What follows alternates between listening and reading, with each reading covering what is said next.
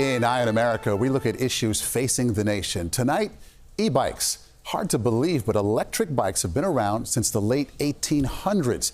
Now they're more popular than ever. But all too often, a ride on an e-bike ends in the ER. We caution you here. Some of the images in Elaine Quijano's report are graphic. Stunning surveillance video shows a 15-year-old going an estimated 40 miles per hour on an e-bike and slamming into a car in Montvale, New Jersey. I see that kid flip over the car. I hope he's alive. The boy survived.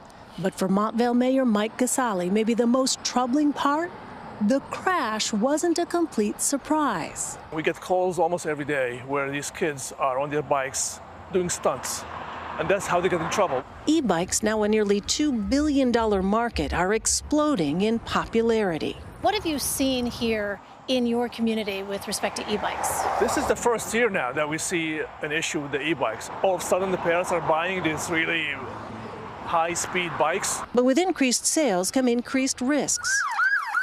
For pedestrians like this woman in Minnesota who was struck by a 14-year-old while on a sidewalk.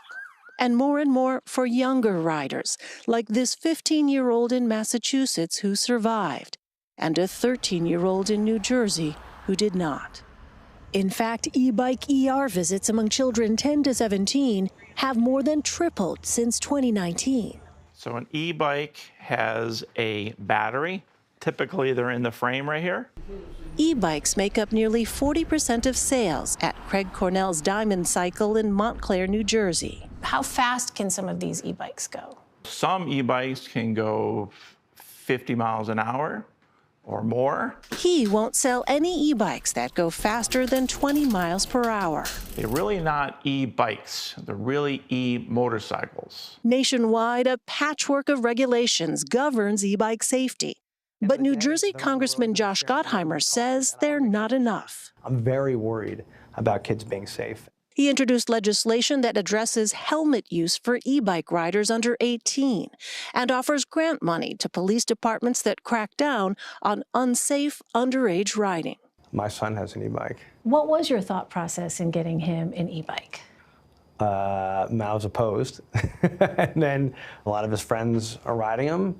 And my process was, okay, let's talk about what rules you're going to have to follow. The parents think that they're doing a favor, they're making their kid happy. It's a death trap. A new way for teenagers to get around with increasingly disastrous results.